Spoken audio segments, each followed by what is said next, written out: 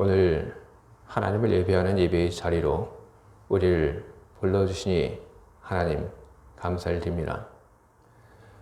우리 가운데 함께 하시며 우리의 예배를 기뻐 받으시는 하나님, 그 하나님께서 이 시간 하나님의 말씀을 우리에게 전하시려고 하시는 줄 우리가 알기에 우리가 마음을 열고 주님의 말씀을 들으려고 합니다.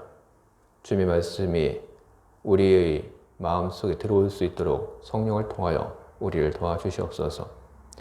그리고 우리의 마음속에 들어온 하나님의 말씀이 그냥 우리 마음속에 남아있는 그런 상태가 아니라 그 말씀이 우리 마음속에서 생명력을 가지고 움직이고 자랄 수 있도록 주님 또한 성령을 통하여 계속해서 우리를 도와주시고 이끌어 주시옵소서. 우리 삶을 통하여 하나님께 많은 기쁨과 영광이 돌려지기를 바라며 예수 그리스도의 이름으로 기도드립니다. 아멘. 여러분, 오늘 저는 여러분들 앞에서 새하늘과 새 땅에 대한 설교를 하려고 합니다. 새하늘과 새 땅이라고 하는 이 말은 성경에 몇 번 나오지 않습니다. 이사야서에 2번 나오고 그리고 신약에 2번 나옵니다. 상대적으로 얼마 나오지 않는 새하늘과 새 땅이라고 하는 이 말. 하지만 우리는 얼마 나오지 않는 이 새하늘과 새 땅이라고 하는 이 말에 대해서 우리는 전혀 낯설지 않습니다. 우리는 새하늘과 새 땅, 우리는 거기에 대해서 우리는 많이 듣고 그리고 우리는 알고 있습니다. 그런데 새하늘과 새 땅, 우리가 많이 알고 있다고 생각을 하는데 과연 우리가 이 새하늘과 새 땅에 대해서 정말 많이 알고 있는지 질문을 하게 될 때 우리는 그 질문 앞에서 우리는 좀 당황을 하게 됩니다. 새하늘과 새 땅, 그것은 무엇이고 그리고 그것은 어떤 세계일까요? 오늘 제가 여러분과 함께 본 이 이사야서의 말씀에는 새하늘과 새 땅에 대한 그런 이야기들이 나오고 있습니다. 그것에 대한 설명 중에서 건너뛴 것이 좀 있고 해서 제가 여러분들 앞에서 오늘 이사야서가 이야기하고 있는 새하늘과 새 땅에 대한 그런 이야기를 다시 한번 제가 하려고 합니다. 새하늘과 새 땅, 그것은 어떤 세상인가? 그것은 다시는 울음소리가 나지 않고 그리고 억울함으로 부르짖는 사람들의 소리가 들리지 않는 세상. 가난한 아이들이 죽거나 노인들이 천수를 누리지 못하는 일이 없는 세상. 자기가 지은 집에 남이 들어와서 사는 일이 없고 자기가 가꾼 그 과일을 남이 따먹는 일이 없는 세상. 열심히 살아오는 것이 헛된 헛수고가 아닌 그런 세상. 자식을 어떻게 키워야 할까? 뭐 그런 걱정을 안 해도 되는 세상. 어디서나 서로를 해치고 죽이는 일이 없는 세상. 다른 사람들에 대한 배려와 생명의 존중이 있는 세상. 새하늘과 새 땅은 바로 그런 세상을 이야기를 하고 있는 것입니다. 새하늘과 새 땅, 이 많은 새하늘과 새 땅에 대한 그 설명을 가지고 새하늘과 새 땅이 어떤 곳인지 한마디로 이야기를 한다면 아마 이렇게 이야기를 할 수 있지 않을까 싶습니다. 새하늘과 새 땅, 그것은 정의로운 세상이며 그것은 사람의 정이 넘치는 그런 세상. 우리는 새하늘과 새 땅을 그렇게 이야기할 수 있습니다. 그런데 이 새하늘과 새 땅이 사람의 손으로 세워지는 것은 아닙니다. 하나님의 손으로 바로 이 새로운 세상이 세워질 것을 성경은 이야기하고 있습니다. 하나님께서 하나님의 손으로 세우시는 세상이기 때문에 새하늘과 새 땅을 가리켜서 축복의 세계, 축복의 세상, 그렇게도 이야기를 할 수 있을 것입니다. 여러분, 하나님의 축복이라고 하는 것, 그것이 무엇입니까? 하나님의 축복이라고 하는 것은 사람이 살면서 건강하게 살고 그리고 자기 자식에 대한 걱정하지 않고 살고 그리고 노동한 그 대가를 제대로 얻고 살고 이웃과 화목하게 살아가는 세상, 그리고 하나님 앞에서 참되게 신앙생활하는 세상, 바로 그런 세상이 바로 하나님의 축복이 넘치는 세상인 것입니다. 하나님은 바로 이런 약속을, 이런 축복을 약속을 하고 계신 것입니다. 그런데 이와 같은 하나님의 약속이 모든 사람들에게 다 전해지고 있는 것은 아닙니다.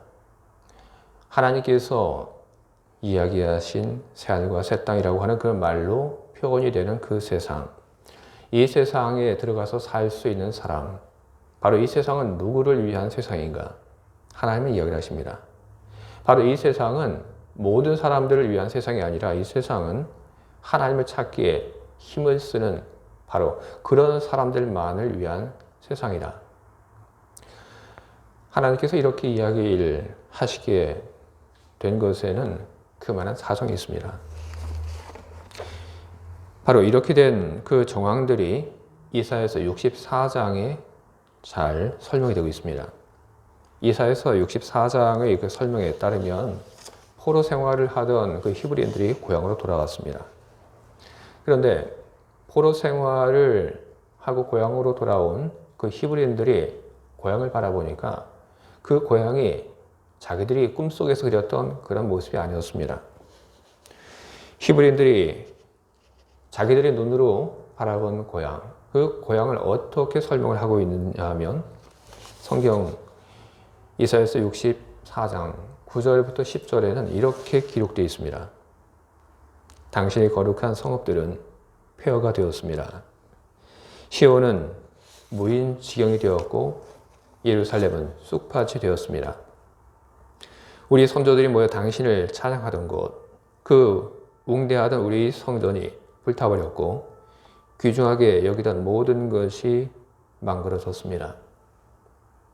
고향으로 돌아온 사람들이 자기 눈에 비친 그 고향의 모습을 바로 이와 같이 묘사를 했습니다.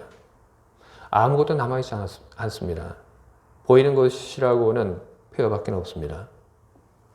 고향으로 돌아온 사람들은 그 폐허 속에서 살아야 합니다.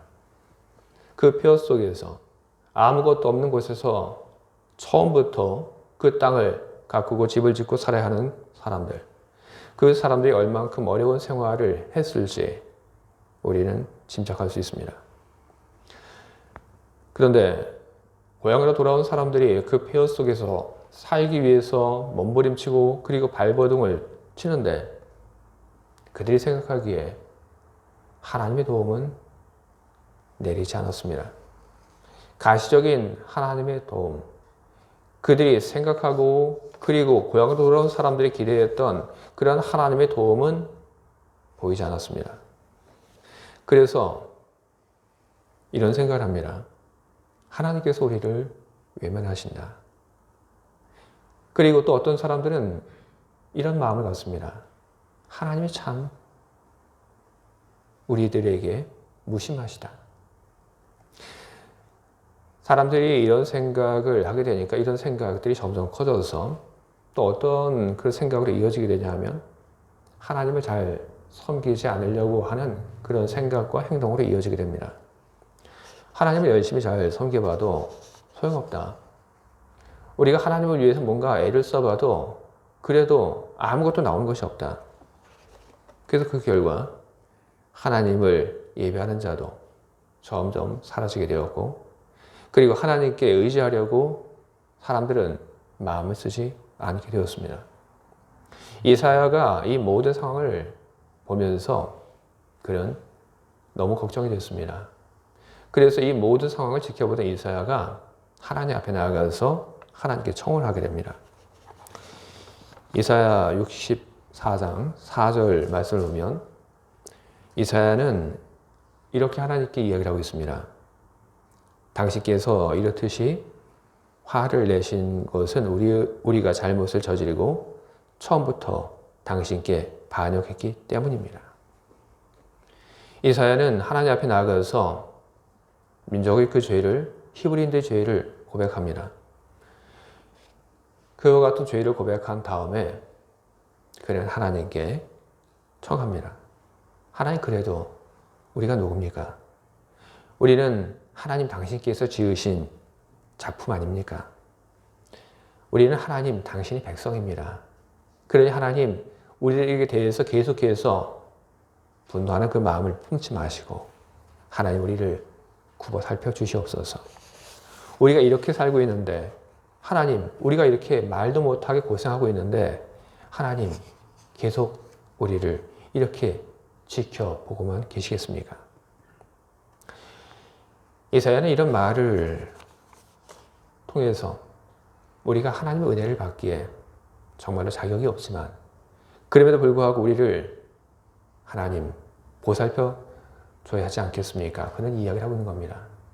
하나님께서 보살펴 주시게 되면 하나님께서 은혜를 내려주시게 되면 그러면 사람들이 달라지지 않겠습니까? 그러니 하나님 도와주십시오. 그렇게 기도를 하고 있는 겁니다.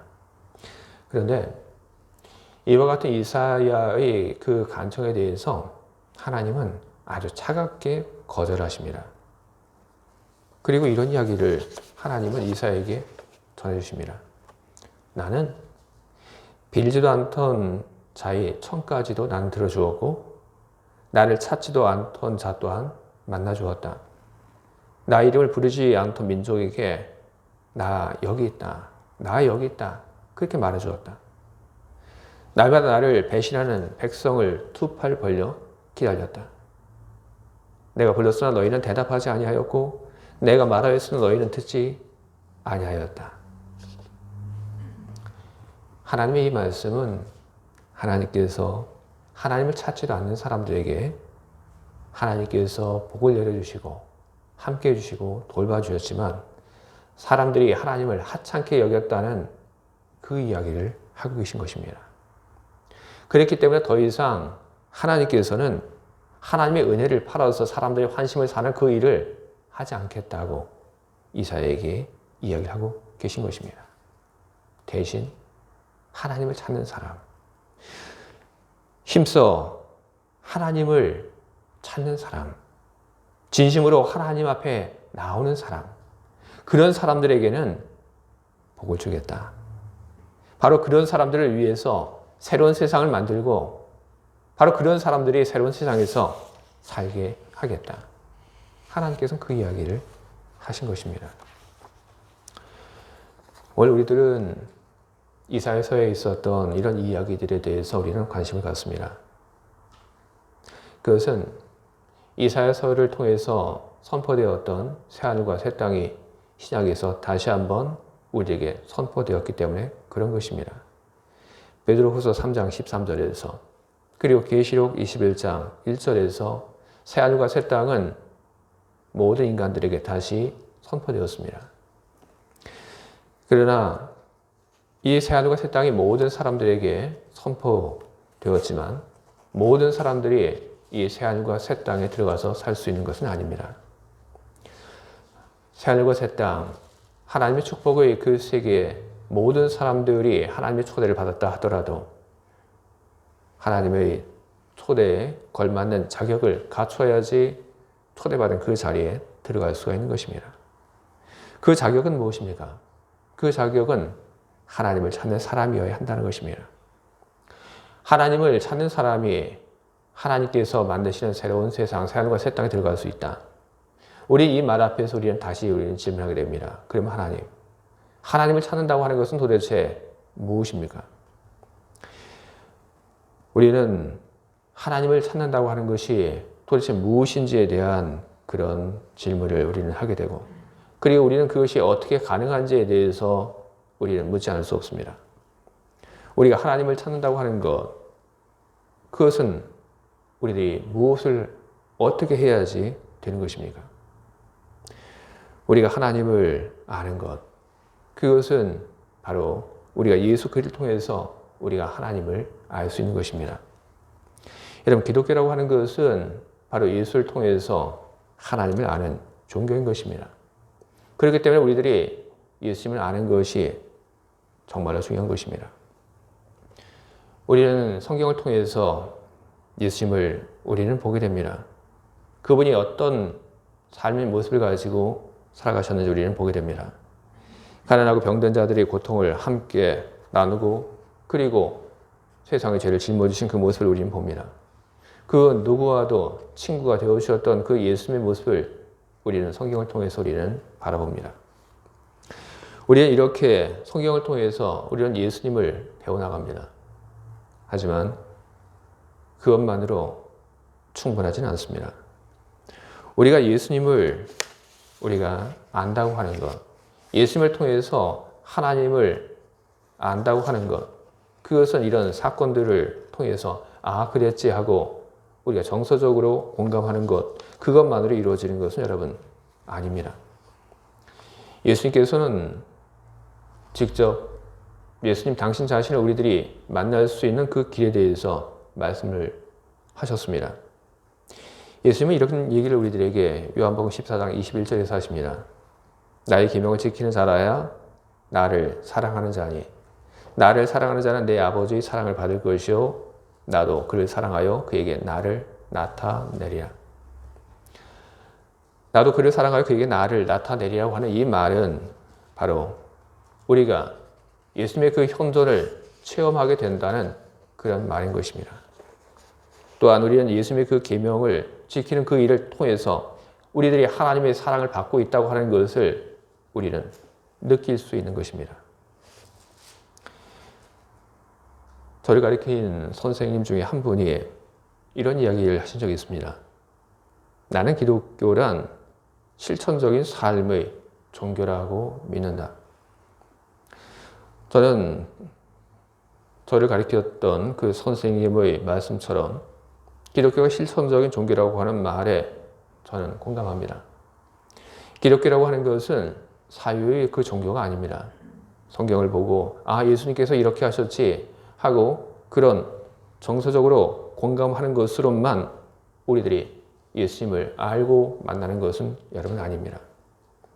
많은 사람들이 그리스도를 따르지만 그리스도의 현존의 경험도 없고 그리고 하나님의 사랑을 받고 있다고 하는 것을 느끼지를 못하는 그 이유가 여러분 도대체 어디에 있을까요?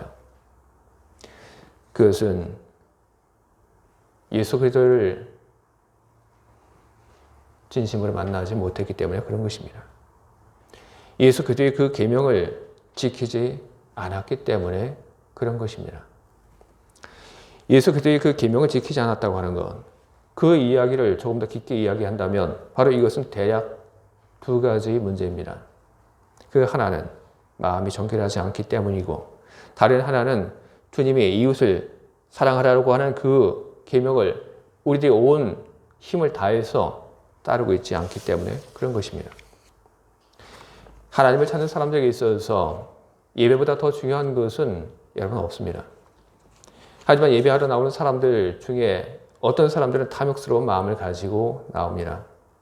탐욕을 가지고 하나님을 찾는 예배는 아무것도 아닙니다. 그 무엇도 얻을 수 없고 그리고 그 무엇도 찾을 수 없습니다. 욕심 때문에 하나님을 찾느냐 아니면 하나님이 그리워서 하나님을 찾느냐 이것은 다릅니다. 주일 예배라고 하는 것은 여러분 무엇입니까? 그것은 하나님을 그리워하는 사람들 그리고 예수 그리스도를 그리워하는 사람들이 그 그리움에 못 이겨 만나러 주님 앞에 나오는 것이 바로 예배인 것입니다. 주님을 보고 싶어서 그리고 주님이 그리워서 나온 사람들 그 사람들을 주님이 만나러 와주시는 것 바로 그것이 예배이고 바로 오늘 우리들이 하고 있는 일들인 것입니다. 하지만 주님에 대한 그리움도 없고 단지 욕심으로만 주님을 찾는다고 한다면 그러면 주님은 절대로 그 사람을 만나주지 않으십니다. 또한 두 번째로 우리들에게 중요한 것 그것은 하나님의 가르침을 우리들이 지키면서 살아가는 것입니다. 교회들은 많은 자랑들을 합니다. 우리들이 이런 일들을 했습니다. 우리들이 무엇도 했고 또 이것도 했습니다. 하지만 교회들이 이런 일들을 했다고 그렇게 자랑을 하는데 그런 교회들의 그 자랑이 속절없이 느껴지는 그 이유는 여러분 무엇입니까? 또 개인도 마찬가지입니다. 한 개인의 그런 신앙 고백을 들으면서 그 신앙의 고백을 들으면서 그것이 정말로 가볍게 느껴지는 그 이유는 도대체 무엇입니까? 바로 하나님의 그 가르침을 지키면서 살려고 하는 그런 모습이 없기 때문에 그런 것입니다. 여러분, 정결한 마음으로 하나님을 그리워하며 하나님을 예배하시기 바랍니다.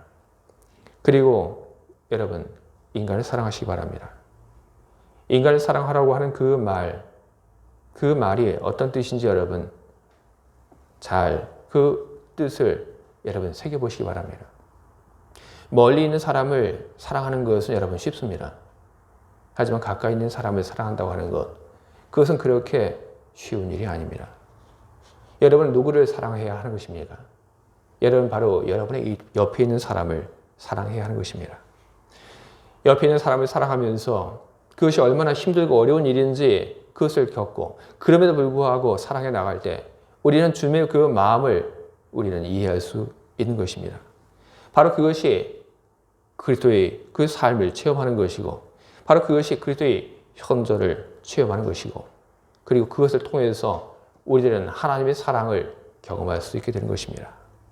우리들이 그렇게 살아가게 될 때 그것은 또한 우리들에게 새하늘과 새 땅에 들어갈 수 있는 그런 자격을 우리에게 가져다 주는 것입니다.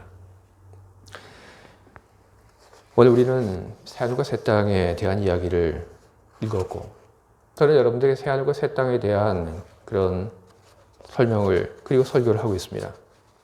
그것이 어떤 곳인지 저는 여러분들에게 이야기를 드렸습니다. 그리고 그곳에 들어가기 위해서 우리들이 무엇이 필요한지에 대해서 이야기를 여러분들에게 드렸습니다. 하지만 제가 여러분들에게 이야기 드렸던 새하늘과 새 땅이 어떤 곳이고 그리고 그 새하늘과 새 땅에 들어가서 살 수 있는 사람들이 누구인지를 아는 것보다 여러분 더 중요한 것이 있다는 생각을 저는 합니다. 왜 하나님께서 새하늘과 새 땅에 대한 이야기를 하셨는가 하는 것입니다. 하나님께서 그 이야기를 하신 그 이유를 우리들이 간과해서는 안 되는 것입니다.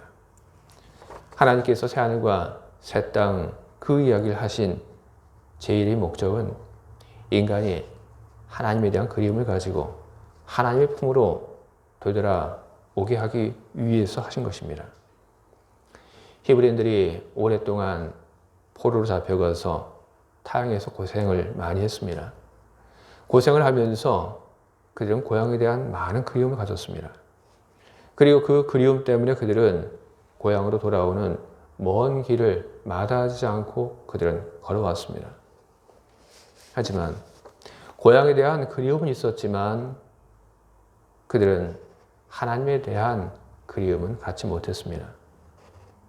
하나님이 바라시는 것, 그것은 사람들이 하나님을 그리워하는 것입니다. 하나님이 바라시는 것, 그것은 사람들이 하나님을 그리워하여 하나님을 찾는 것입니다. 하나님은 그런 인간을 품어주시겠다고 이야기를 하고 계신 것입니다. 성경에서는 인간이 이 세상으로부터 분리가 되어서 하늘로 올라가는 것을 구원이라고 그렇게 이야기를 하고 있지 않습니다. 성경이 이야기하고 있는 구원, 그것은 인간이 창조주의 품 안으로 돌아오는 것, 바로 그것을 가리켜서 구원이라고 이야기를 하고 있는 것입니다. 주의 사랑하는 성도 여러분, 하나님과 그리고 예수 그리스도에 대한 그리움을 가지고 사시길 바랍니다. 그리고 그 그리움을 가지고 하나님을 찾고 그리고 그 그리움을 가지고 예수 그리스도를 찾고 그 그리움을 가지고 하나님의 뜻을 따라 사는 여러분이 되시길 바랍니다. 그런 여러분을 하나님께서 귀하게 여기시고 그런 여러분을 하나님께서 새하늘과 새 땅으로 데려가시기를 주님의 이름으로 축원을 드립니다. 아멘. 기도하겠습니다.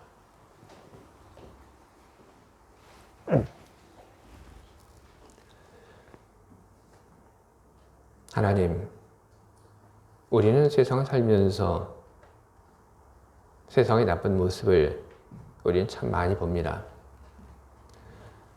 우리는 세상에 대해서 실망하고 우리는 새로운 세상을 우리는 늘 바라며 새로운 세상에 대한 소망을 우리들 입에 담곤 합니다.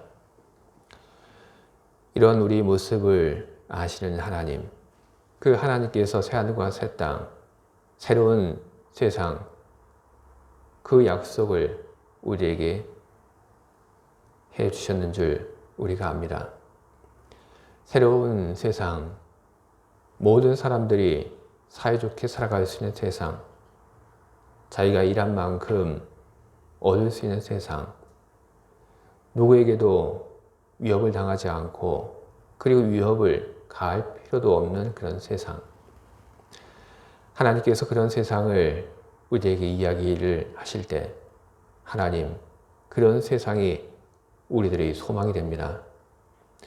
그러나 그 세상이 아무나 들어갈 수 있는 그런 세상이 아니라고 하는 그 말씀을 듣고 하나님, 우리는 조심스레 우리의 삶을 돌아보고 그리고 하나님께서 왜 그런 이야기를 하셨는지 그 이유를 우리들은 묻지 않을 수 없습니다.